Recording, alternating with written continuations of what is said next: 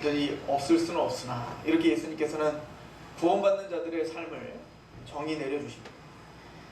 너는 나를 따르려거든 자기를 부인하고 자기 십자가를 지고 나를 따라야 된다. 십자가는 고난인 거예요. 십자가는 편안하고 그렇게 핑크빛 같은 길이 아니죠. 그 길에는 여전히 시험과 또 유혹과 고난과 조롱과 이런 것들이 난무한 길이 바로 십자가의 길인 거예요. 지금 이 히브리서를 보고 있는 이 독자들은 이제 AD 60년 좀 있으면 네로 황제의 대대적인 우리가 상상할 수 없는 핍박이 들이닥치게 될 것입니다. 그런 폭풍 전야와 같은 이 시기에 많은 사람들은 내가 믿고 있는 예수, 내가 믿고 있는 복음, 이게 도대체 어떤 능력이 있는가에 대한 회의가 생기기 시작한 겁니다. 도대체 내가 믿고 있는 예수님은 지금 살아는 계신가?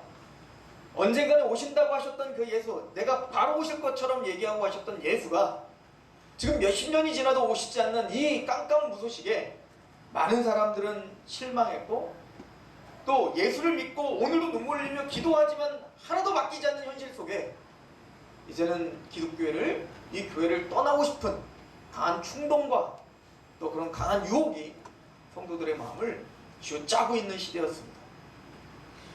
그때 히브리 기자는 위로하고 도전하며 하나님께서 너를 견디게 하실 것이다. 믿음의 주요 온전케 하시는 그 예수를 바라봐. 우리의 믿음의 선진들을 보라. 아벨과 믿음으로 그 고난 중에 아벨이 가인에게 처죽임을 당하는 그 순교의 자리까지 가면서도 믿음으로 예배를 했던 거 기억하지 않나. 모세가 바로의 왕자로서, 바로 공주의 왕자로서 그렇게 평탄한 삶을 살 수 있었지만 예수 그리스도와 함께 고난당한 걸 더 큰 낙으로 알아. 상 주시는 하나님을 바라보며 고난을 기쁨으로 맞이했던 그 모세를 넌 알지 않나? 갈 바를 알지 못해 갈대아우르에서 평안한 중에 살았던 그 아브라함도 어디로 가야 되는지, 가서 어떤 일이 벌어질지 알지 못하는 그 가나안 땅으로 가라, 내가 지시할 땅으로 가라 하신 약속을 붙들고 믿음 하나만 붙들고 그 나그네의 인생을 살았던 아브라함과 이삭과 야곱의 삶을 너는 알지 않는가? 우리에게 이런 허다한 증인들이 있다.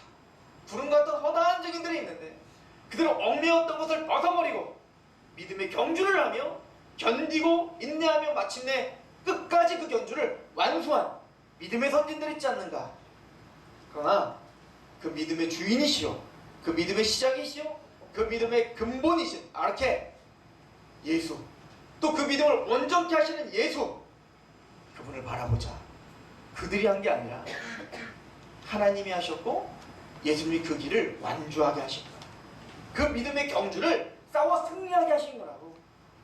이 이야기를 풀어가야 됩니다.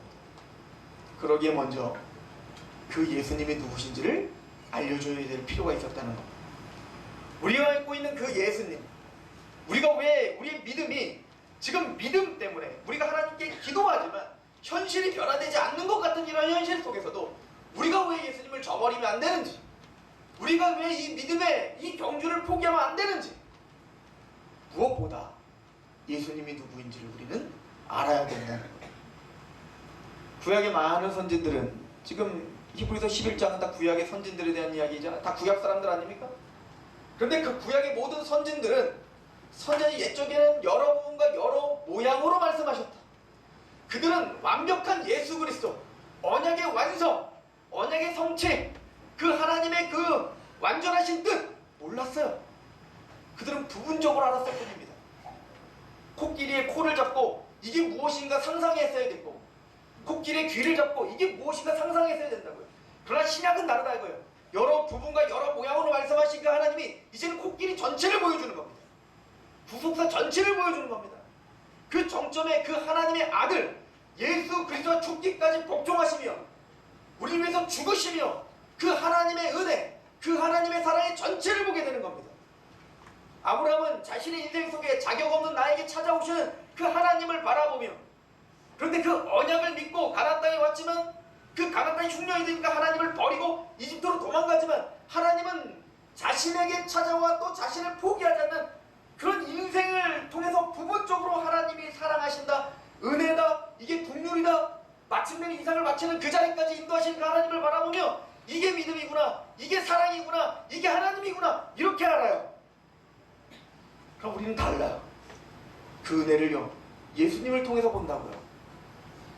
하나밖에 없는 아들을 내어주시는, 죽이기까지 하시는 그 절대적인 하나님의 열심의 사랑을 우리는 눈으로 본다고요. 파편적으로 보며 이게 무엇인지 희미하게 하나하나 잡아가는 구약의 선지들도 그렇게 하나님의 말씀 앞에 감격하여 승리하였다면, 하물며 이제는 여러분과 여러 모양을 말씀하시지 않고 이제 마지막 날 최후에 결정적으로 완성된 이제는 그의 아들을 통하여 이제 말씀하시기로 작정하셨다면, 그 아들을 통하여 그 하나님의 사랑을 알고 있고 그 하나님의 구속을 알고 있고 그 하나님의 은혜를 알고 있는 우리는 어찌해야 되겠는가? 이게 시작이란 말이에요. 우리가 믿고 있는 예수 그리스도, 우리가 믿고 있는 하나님의 아들이 도대체 누구신지 아는가? 라고 히브리 기자는 이제 설명을 하는 겁니다. 오늘 본문 히브리서 1장 2절 3절은 그 예수님이 누구신지에 대하여 7가지의 묘사를 합니다. 성경은 특별히 숫자에 굉장히 민감한 해요. 그래서 성경에 나오는 구약과 신약에 있는 숫자들은 대단히 중요한 상징적 의미들을 내포하고 있습니다. 이게 그들의 언어 플레이예요. 예를 들어서 이스라엘 백성들이 400년 동안 이집트에 포로로 잡혀 있었습니다. 40년 동안 광야를 삽니다. 예수님이 40일 동안 금식하며 고난을 당하십니다. 이게 우연이 아니라 기본적으로 하나님이 고난에 대한 설명할 때 4라고 하는 숫자를 사용하시는 거예요. 마찬가지로 7이라는 숫자는 완전 수요. 특별히 성령님을 설명할 때에 요한계시록은 7영이라고 표현을 하죠. 왜 7영이라고 표현하냐면 이사야서 11장에 그 예수님께 부어지는 성령에 대해 7가지로 묘사하기 때문에 그렇습니다. 그는 여호와의 영이요, 지혜의 영이요, 총명의 영이요, 모략의 영이요, 재능의 영이요, 지식의 영이요, 여호와를 경외하는 영이라. 완전하신, 온전하신 영, 바로 성령님이시다. 그 성령님이 우리에게 부어진다. 이걸 설명하기 위해서 7영이라 표현하셨다고요. 또한 예수님을 묘사할 때 요한 사도는 예수님을 묘사할 때 에고에이미라고 하는 단어를 씁니다. 에고에이미. 이 에고에이미는 IM이에요. IM 그냥. 이 에고에이미는 굉장히 의미심장한 말입니다. 히브리 성경 구약에 특별히 출애굽기 3장에 하나님께서 자신을 드러내실 때 에고에이미라고 하죠. 이건 헬라어입니다. 그러면 히브리 원어는 예히에, 아세르 예히에. 즉 뭐냐면 나는 이다, 그리고 나는 이다. 이거예요. I am who, I am이에요. 이게 뭔 말이에요? 이걸 우리는 뭐라고 번역하죠? 스스로 있는 자라고 하는 거예요. 하나님은 이전에도 계셨고 지금도 계시고 앞으로도 오실 자예요. 이걸 계시록은 뭐라고 하죠? 알파와 오메가예요. 지금도 계시고 전에도 계셨고 장차 오시리. 모든 역사의 시작과 끝이 하나님이시다. 그게 에고에임이에요. 근데 그 신적인 그 칭함을 의도적으로 사도 요한은 예수님에게 붙이는 겁니다. 에고에이미. 나는 이다. 근데 그 에고에이미라고 하는 것을 7번 묘사합니다. 요한복음에. 나는 생명의 떡이라. 나는 세상의 빛이라. 나는 양의 문이라. 나는 선한 목자라. 나는 부활이요 생명이라. 나는 길이요 진리요 생명이라. 나는 참 포도나무라. 의도적인 겁니다. 예수님이 누구신지에 대해서, 그 예수님의 사역이 무엇인지에 대하여 완벽하게 하나님의 모든 뜻을 이루실 그 하나님 스스로 계시는 분, 그분이 바로 예수다. 이 얘기를 설명하는 게 바로 요한복음의 의도인 거예요. 마찬가지로 히브리서도 처음 시작하면서 바로 그 예수님이 누구신지 7가지로 설명을 하는 겁니다. 2절 3절에 보면 특별히 그 예수님을 2절에 보면 모두 만날 마지막 날에 아들을 통하여 우리에게 말씀하셨으니 그는, 이 아들은 만유의 상속자요 또 세우시고 또 그로 말미암아 모든 세계를 지으셨다. 첫 번째는 만유의 상속자, 두 번째는 모든 세계를 지으신 창조자다 라고 이야기를 하는 거예요. 또 3절에 세 번째는 하나님의 영광의 광채시오, 네 번째는 본체 형상이시오, 다섯 번째는 그의 능력의 말씀 만물을 붙드시는 자요, 여섯 번째는 죄를 정결하시는 자요, 그리고 마지막 7번째는 높은 곳에 계신 지극히 크신 이의 우편에 앉은 자다. 이렇게 7가지로 예수님을 묘사하고 있는 거예요. 오늘, 다음 주, 그 다음 주, 3주 동안 이 7가지의 묘사의 예수님을 상고하게 될 것입니다. 그리고 이 7가지는 3가지로 함축이 됩니다. 왕이며, 선지자며, 제사장이다. 이걸 설명하는 것입니다. 오늘 보게 될 만유의 상속자와 창조자는 그분이 바로 절대 주권을 갖고 계신 왕이시다. 이걸 설명하는 것입니다. 또한 우리가 다음 주에 상고할 영광의 광채, 그 본체의 형상, 만물을 붙드시는, 말씀으로 만물을 붙드시는 선지자를 이야기하는 것. 마지막으로 죄를 정결케 하시며 지금도 살아계셔서 우리를 위해서 중보하시는 제사장이시다. 그래서 그분은 왕과 선지자와 제사장, 즉 구약에 기름 부음 받는 직제라고 했죠. 3가지 직제, 바로 왕과 제사장과 선지자, 바로 이분이 바로 메시아 그리스도이시다. 이걸 설명하는 것이 바로 히브리서 1장 2절 3절의 말씀이에요.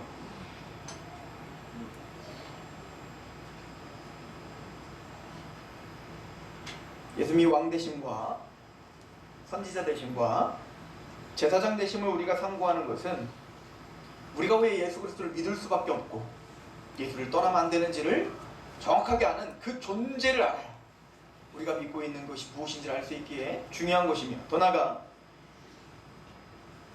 기름 부음 받은 자라고 하는 게 히브리어는 메시아라고 했죠. 메시아. 그리고 그걸 헬라어로는 뭐라고요? 그리스도라고 하는 거예요. 그래서 히브리 사람들에게는 메시아, 기름 부음 받은 자 하면 왕이며 제사장이며 선지자라고 그냥 알게 되는 거예요. 근데 예수님만이 그리스도가 아니시라 예수님을 믿고 있는 우리를 또 뭐라고 해요? 그리스도인이라고 하는 거예요. 왜 그렇죠?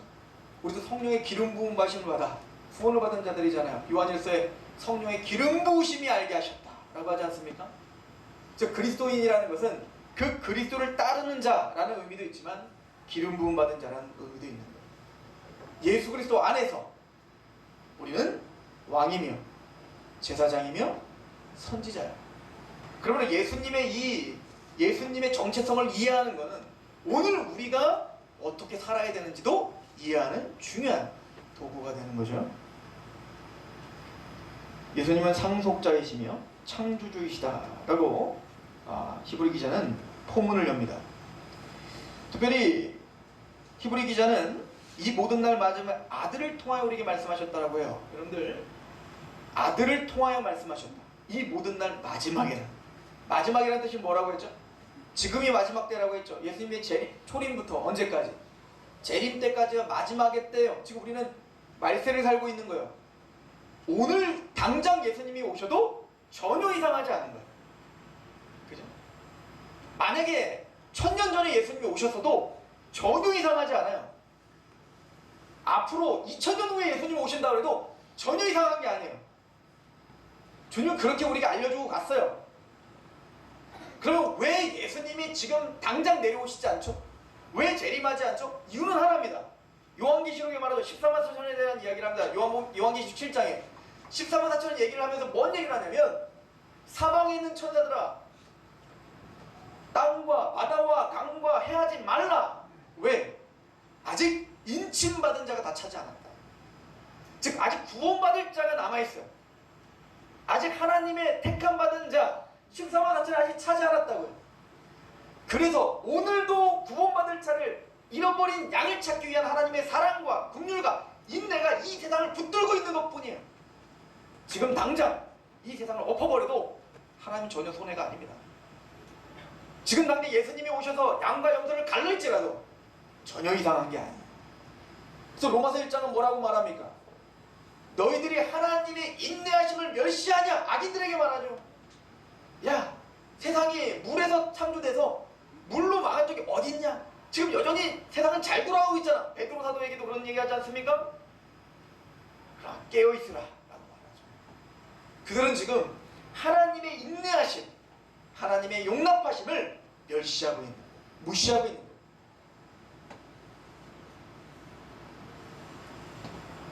이 마지막 최종적으로는 아들을 통하여 말씀하신다라고 말합니다. 여러분들 에베소서 1장을 쭉 읽어보면 하나님께서 신령한 복을 우리에게 주시기 위하여 그리스도 안에서 그 안에서 우리를 예정하사 거룩하고 흠이 없게 하시려 그 안에서 속량 곧 죄사함을 주셨 그 안에서 통일되게 하려 하십니다. 그 안에서 말씀을 듣고 그 안에서 또한 믿어 성령의 인치심을 그 안에서 그리스도 안에서 예정하시고 그리스도 안에서 구속하시고 그리스도 안에서 완성하시고 그리스도 안에서 모든 것이 이루어지는 거예요. 그리스도를 떠나서는 그리스도를 몰라서는 하나님을 알 수 없고 하나님의 역사를 이해할 수 없고 그 어떤 것도 알 수 없는 거예요. 뭘 경험하고 뭘 받고 어떤 지식을 갖고 있을지라도 그리스도를 모른다면 아무것도 모르는 거예요. 우리가 아무리 윤리적 우리의 잣대로 윤리적 도덕적 어떠한 의로운 행동을 할지라도 뭘 경험했을지라도 세상의 그 고차원적인 지식을 알고 있을지라도 예수 그리스도를 모르고 예수를 믿지 않는 건 그냥 죽을 죄인인 겁니다.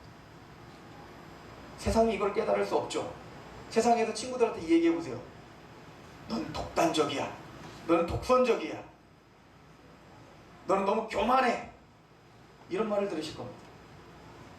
왜냐하면 고린도전서 1장에 말합니다. 이거는 세상이 알 수 없는 거기 때문에 성령이 아니고서는 이걸 깨달을 수 없어요. 그래서 요한복음 16장에 예수님이 뭐라고 하죠? 성령님이 오시면 세 가지를 알게 한다는 거예요. 첫 번째, 죄에 대하여. 두 번째, 의에 대하여. 세 번째, 심판에 대해 세상을 책망하실 것이다. 죄에 대하여 하면 그가 나를 믿지 않음이에요. 예수를 믿지 않는 것이 왜 죄인지 성령님이 임한 사람은 알아요. 기름 부음 받은 자는 알아요. 성령님이 임하면 말씀이 하나님 말씀이라는 걸 알아요. 우리 마음이 열려 그 말씀과 율법 앞에 우리가 얼마나 죄인인 걸 알아요. 나는 괜찮은 사람인 줄 알고 살았어요. 나는 남에게 해코지 하지 않으며 그냥 괜찮은 사람. 이대로 있으면 내가 천국은 갈 수 없지 모르지만 지옥은 가지 않는다. 이러면서 살았어요. 그러나 성령님이 임한 사람은 내가 얼마나 죄인인 줄 알아요. 십자가에 못 박아서서 했던 그 군중들이 나며 또한 그 예수 그리스도를 자신의 이득과 유익을 위하여 내주었던 그 바리새인들과 서기관들과 그 악독한 대제사장과 또 웃으며 예수를 조롱하며 그 예수를 채찍을 때리고 그 예수에게 창을 찔렀던 그 군인들과 또한 이 유대인들의 폭동이 일어날까봐 예수가 무죄하다는 걸 분명히 알고 있는 재판장이었던 빌라도가 자신의 이익과 자신의 만족을 위하여 그 예수를 십자가에 못 박았던 그 완악함이 나라는 걸 안다고요. 내가 얼마나 죽을 죄인인지. 이사야가 하나님의 그 계시를 봅니다. 하나님의 환상을 봅니다. 하나님의 성전문이 열리고 그 가득하게 흰 옷이 가득한 하나님의 거룩함을 볼 때 화로다 나요 죽게 되었도다. 하나님의 입술에 숯불로 지져 속죄하지 않는 한 나는 죽게 되었다는 걸 알아요. 만물보다 심히 부패한 게 사람의 마음이라 누가 능히를 알려. 우리는 우리가 죄인인지를 알지 못해요. 성령님은 우리에게 마음의 문을 열어 우리가 얼마나 큰 죄인인 걸 알게 해요. 그 의에 대해서 알게 하시죠. 의에 대하여 하면 내가 너희를 떠나 아버지께로 가미니 다시는 나를 보지 못함이라. 무슨 얘기죠?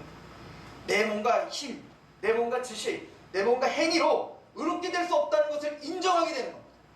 오직 예수님이 십자가에 나를 위해서 죽으시고 부활하시고 승천하시어 하나님 우편에 지금도 나를 위해서 간구하시는 그 중보, 이것만이 우리의 의다. 이걸 알게 하는 거예요.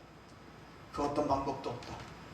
오직 예수 그리스도의 십자가와 부활과 승천, 아버지께서 우리를 떠나 아버지께로 가는 것, 이거 외에는 의가 될 수 있는 방법이 없습니다. 이걸 알게 하시는 분이 성령입니다. 심판에 대하여는 이미 세상 임금이 심판을 받았다. 우리 죄와 사단의 권세, 세상 임금, 세상 풍조를 따르고 공중 권세 따랐던 우리가 죄와 사단의 권세가 우리를 가로막고 있을 때 성령님이 그 죄와 사단의 권세를 부셔버리고 예수 그리스도의 십자가로 우리를 밤낮 참사하던 사단이 쫓겨나고 우리가 예수를 믿고 있다는 것 자체가 이미 사탄이 심판받아 우리가 하나님의 나라가 되었으며 하나님의 통치가 하나님의 평강과 의와 희락이 우리의 임했음을 믿는 것. 그건 성령님이 아니면 알 수가 없는 것. 그래서 예수는 제자들에게 너희는 성령이 임하도록 기도하라 라고 했던 거예요. 그 성령님이 우리의 눈을 여시면 그 아들을 통하여 말씀하시는 하나님을 알게 하는 겁니다. 그 성령님이 우리에게 역사하시면 그 아들이 누구신지를 알게 하는데 바로 그분이 만유의 상속자임을 성경을 통해서 밝히 알게 되는 거예요. 만유의 상속자라는 말이 뭘까요? 상속자. 상속자는 우선 유업을 받은 자죠. 이 얘기는 이스라엘을 먼저 생각하시면 됩니다. 하나님께서 이스라엘을 상속자로 삼으셨죠. 하나님이 이스라엘에게 땅을 주셨습니다. 땅을 유업으로 주신 상속자였습니다. 그 상속자는 아브라함의 자손이라고 무조건 다 받을 수 있는 게 아니에요. 이스마엘은 안 돼요. 이삭만 그 상속자예요. 이삭의 아들들이라고 해서 다 상속자가 되는 게 아니에요. 에서는 안 돼요. 야곱만 되는 거예요. 그리고 그 야곱의 12아들들이 바로 이스라엘 상속자가 되는 거예요. 그러면 그 상속자가 해야 될 일이 무엇입니까? 그 상속자가 무엇입니까? 뭘 정복하는 거예요? 가나안 땅을 주시고 가나안 땅을 정복하는 게 상속자예요. 그 땅이 하나님이 나에게 주신 땅임을 알아. 그 가나안 땅 전체를 정복해야 되는 거예요. 왜 정복합니까? 창세기 15장 가봅시다.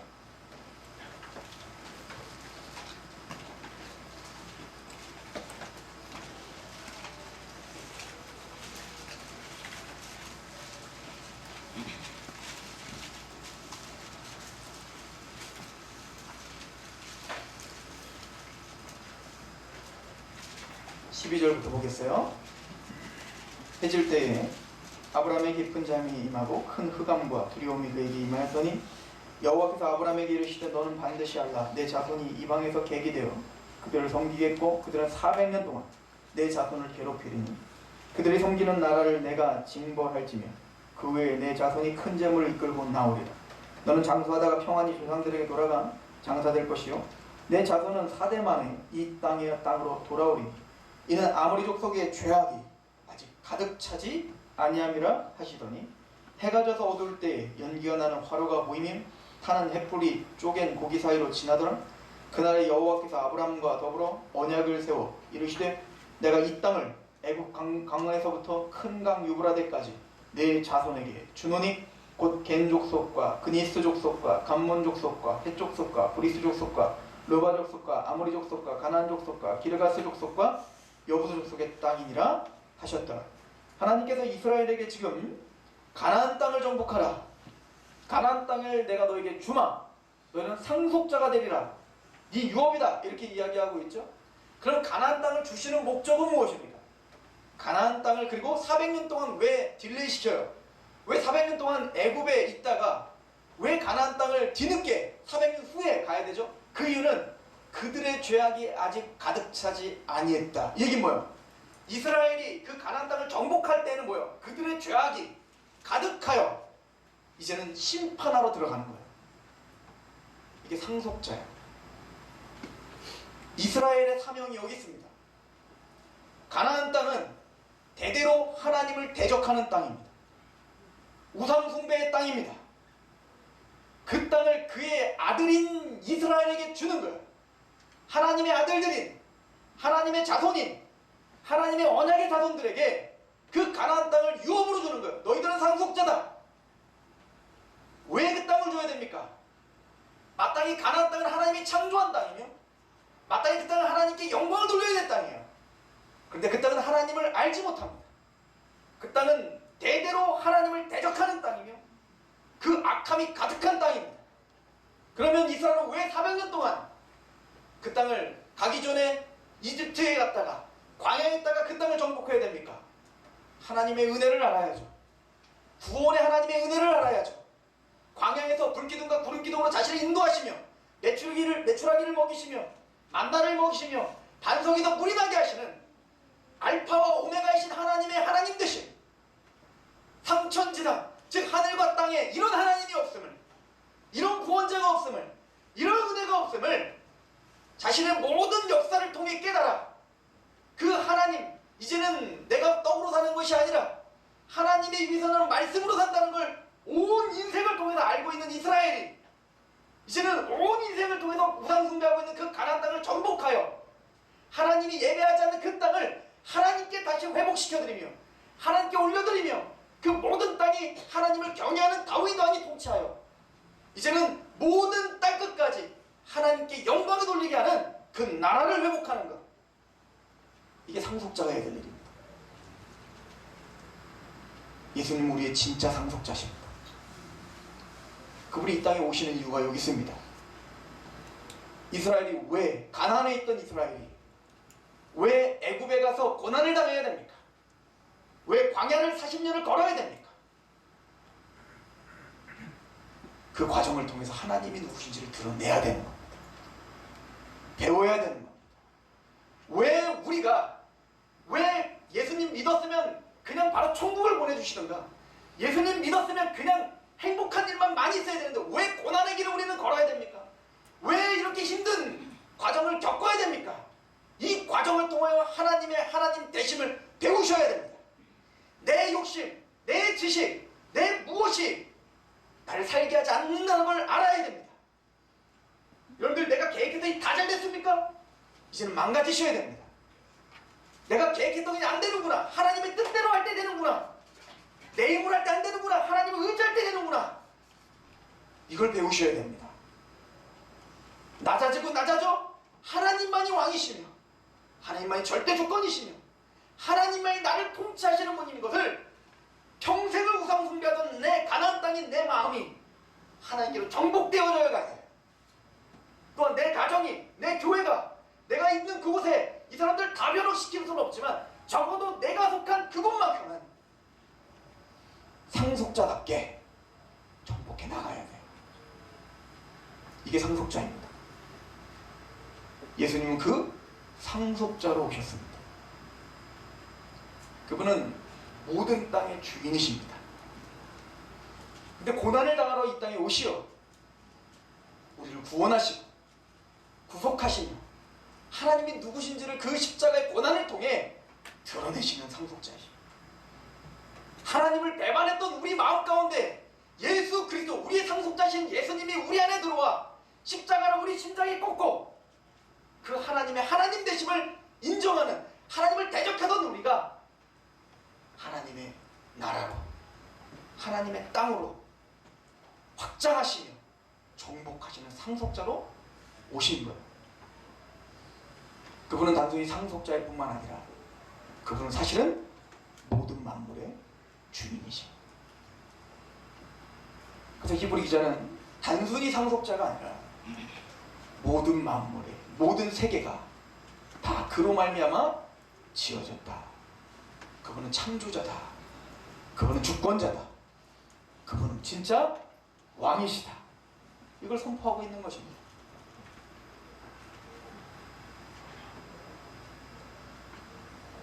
시편 2편을 보겠습니다. 시편 2편은 바로 상속자가 되시는 예수 그리스도, 메시아에 대한 시입니다.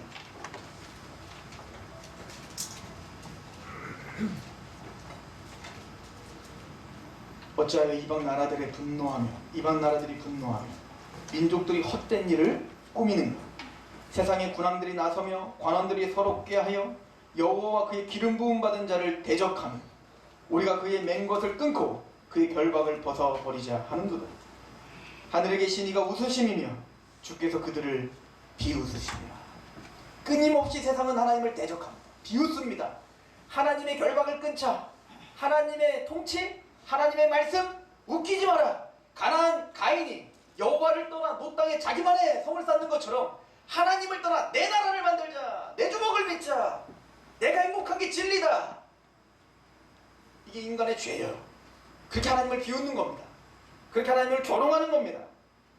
그때 분을 발하시며 진노하사 그들을 놀라게 하시며 이르시기를 내가 나의 왕을 내 거룩한 산 시온에 세웠다 하시리로다. 내가 여호와의 명령을 전하노라. 여호와께서 내게 이르시되 너는 내 아들이라. 오늘 내가 너를 낳았도다. 내게 구하라. 내가 이방 나라를 내 유업으로 주리니 내 소유가 땅끝까지 이르리로다. 예수 그리스도께, 하나님께서 예수 그리스도께 모든 땅끝까지 다 예수님께 주셨다는 거야. 뭐하러 주신 겁니까? 정복하라고. 모든 땅끝이 하나님께 돌아올 수 있도록 그 모든 땅끝은 예수님께 소유권이 이전된 거예요. 요한복음 3장 35절 아버지께서 아들을 사랑하사 만물을 다 그의 손에 주셨다. 고린도전서 15장 28절 만물을 그에게서 복종하게 하실 때에는 아들 자신도 그때 만물을 자기에게 복종하게 하신 이에게 복종하게 되리니 이는 하나님이 만유의 주로서 만유 안에 계시기 때문이라. 시편 2편은 이렇게 이야기합니다. 그래서 8절 내게 구하라 내가 이방 나라를 내 유업으로 주리니 내 소유가 땅끝까지 이르리로다. 내가 철장으로 그들을 깨트리며 질그릇같이 부수리라 하시라. 이스라엘 가나안 땅을 가는 곳마다 다 부숴버렸던 거죠. 철태로 다 그들의 무릎을 다 꿇었던 것처럼 예수님은 이제 마땅히 상속자이기 때문에 이 상속자로서 모든 언약을 완성하실 상속자예요. 예수님의 그 상속자 앞에 모두가 무릎을 꿇게 될 겁니다. 둘로 나눠질 거예요. 기쁨으로 하나님 앞에 찬양을 부르며 무릎을 꿇든지 철퇴를 무릎에 맞아 어거지로 꿀림을 당하고 영원한 심판을 받든지. 예수는 상속자입니다. 여러분들 이스라엘 백성들이 아까 창세기 15장에 하나님, 아브라함이 그러잖아요. 하나님, 이 가나안 땅에 돌아오는 걸 내가 어떻게 확신합니까? 내가 이걸 어떻게 믿을 수 있습니까? 그랬더니 아브라함이 어떻게 합니까? 잠을 자. 너는 짐승을 잡아서 반으로 쪼개어 쭉 깔아라. 그러고는 아브라함을 재워놨어요. 그리고 꿈에 나타납니다. 원래 이거는 뭐라고 했죠? 종주권 계약이에요. 원래 큰 나라와 작은 나라가 조약을 맺을 때 이제는 큰 나라는 내가 너에게 이렇게 보호해줄게. 너는 나에게 얼마나 조공을 바쳐. 그렇게 계약서를 체결하고 그 계약서의 체결 마지막 식은 뭐냐면 그 모든 짐승을 바로 쪼개갖고 쭉 깔아놓는 거예요. 그리고 그 작은 나라 왕이 거길 지나가는 겁니다. 왜요? 내가 죽는 한이 있더라도 이걸 지키겠습니다 라고 하는 거예요. 큰 나라 왕이 지날 필요가 없죠. 작은 나라가 지나야지. 너는 목숨을 걸고 나에게 약속한 걸 지켜라. 안 그러면 내가 너를 초토화시키겠다. 네 목숨을 걷어가겠다. 피해 언약입니다. 그러면 아브라함과 하나님이 언약을 체결했어요. 가나안 땅 내가 너에게 줄게. 일방적인 언약입니다. 그러나 넌 내 율법을 지켜. 누가 지나가야 돼요? 아브라함이 죽는 한이 있더라도 내가 이 언약 반드시 믿을게 하고 지나가야죠. 근데 아브라함이 지나가지 않죠. 하나님 홀로 불로 지나가시는 거예요. 내가 하겠다. 하나님은 아셔요. 아브라함이 아비멜렉에게 또 팔아먹을 거 안다고요. 하나님이 내년 이맘때 99세 때 100세 때 내가 자녀 줄 거야 이삭 줄 거야 그럴 때 그거 비웃을 거 하나님이 아셔요. 그거 아브라함한테 키 맡기면 아브라함 그 언약 다 파괴해버리면 얘는 죽어버려야 됩니다. 하나님 그걸 아십니다. 하나님이 일방적으로 약속하시고 하나님이 쪼개지는 한이 있다면 내가 반드시 성취한다. 니들이 400년 동안 애굽에 살면서 하나님의 이 언약을 잊어버릴지라도 나는 잊지 않아. 때가 되면 내가 쪼개지는 한이 있더라도 이 약속 반드시 이루어. 이게 언약이에요. 그리고 그 언약이 성취되는 게 상속이에요. 예수님이 우리의 상속자십니다. 하나님이 쪼개지는 일이 한 번 있었습니다. 예수님의 십자가입니다. 예수님이 그의 피로 체결하신 언약. 내가 반드시 땅끝까지 하나님께 회복하는 날을 오게 하리라. 철퇴를 들고 반드시 모든 나라를 다 복종시키며 하나님을 찬양하게 할 날이 오게 될 것이다. 한쪽에서는 애국할 것이며 한쪽에서는 만왕의 왕이신 하나님을 찬양하게 될 양과 염소가 분명히 부분될 하나님의 유업을 모을 그날이 반드시 올 것이다. 그런데 십자가는 바로 그 상속자의 완성을 확증하는 거예요.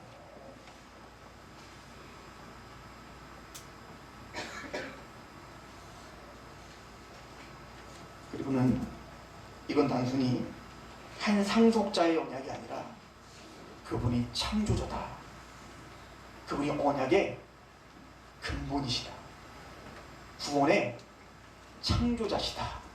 이 얘기를 이제 앞으로 히브리서는 하게 될 것입니다. 골로새서를 가봅시다.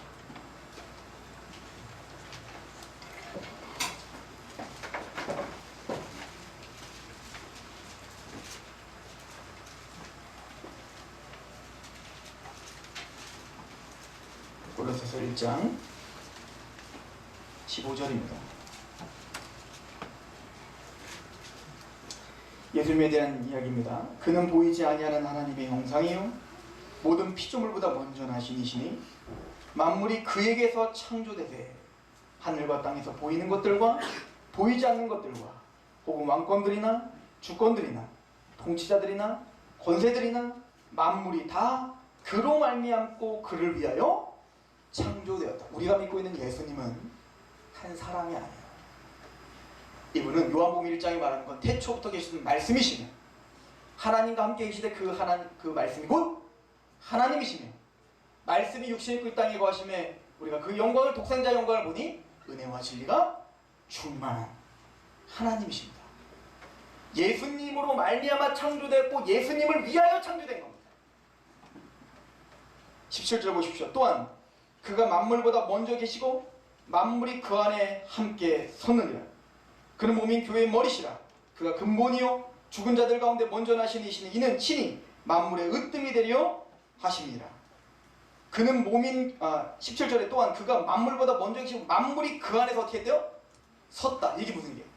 예수님은요 십자가에 죽으신 것만 생각하면 안 되는 거예요. 히브리서는 뭐라고 말하냐면 예수님은 우리 위해서 십자가에 죽으셨어. 상속자셔. 근데 그분이 만물을 창조하신 분이며 그분을 위하여 만물은 창조되었고 그 모든 만물은 그분 안에서 세워지고 있고 그분 안에서 붙잡힌 바 되고 있다. 예수님이 아니면 지금 순간이라도 모든 만물은 다 무너지는 거예요. 오늘 본문 보십시오. 히브리서 1장 보세요. 1장 2절에 이 모든 날 마지막엔 이를 아들을 통하여 우리에게 말씀하셨으니 이는 이 아들을 만유의 상속자로 세우시고 또 그로 말미암아 모든 세계를 지으셨죠. 그리고 3절 보세요. 이는 하나님의 영광의 광채시요 그 본체의 형상이시라. 그의 능력의 말씀으로 만물을 붙드신다.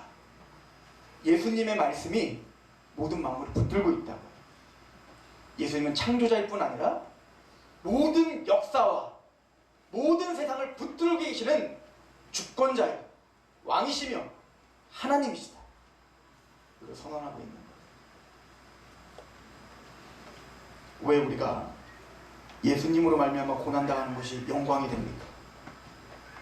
왜 예수님께서 하나님의 나라가 임한 팔복을 의를 위하여 핍박당하고 주림당한 자는 그게 복이 있다. 그가 배가 부를 것이다. 그는 하나님 나라를 가게 될 것이다. 그가 하나님 나라의 유업을 받을 것이다. 그런 약속이 왜 주어진 겁니까? 그럼 왜 하나님의 나라가 임한 사람은 그 의를 위하여 핍박을 감수하며 사람들의 욕을 먹으며 그 십자가의 일을 걸으려고 합니까? 왜 사도 바울은 십자가 후에는 내가 알지 않기로 결정했다고 이야기합니까?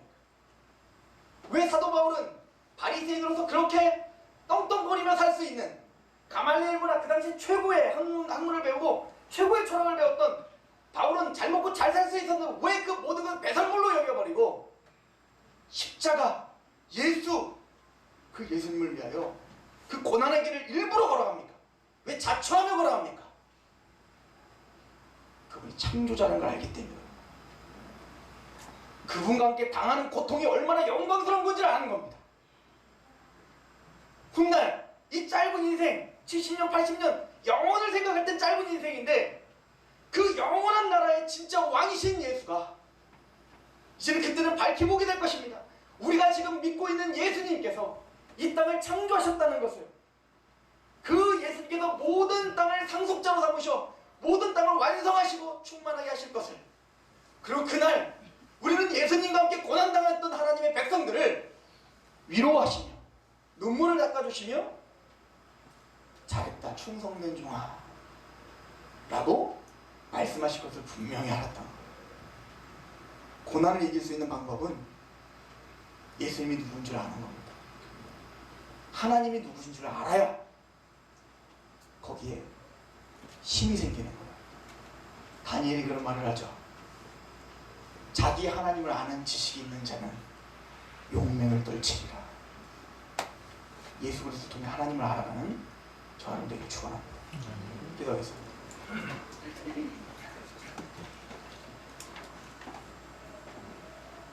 하나님, 평생을 입에 달고 살았던 예수님, 믿음, 은혜, 복음 너무 형식적으로 알고 있지 않나 우리를 점검합니다.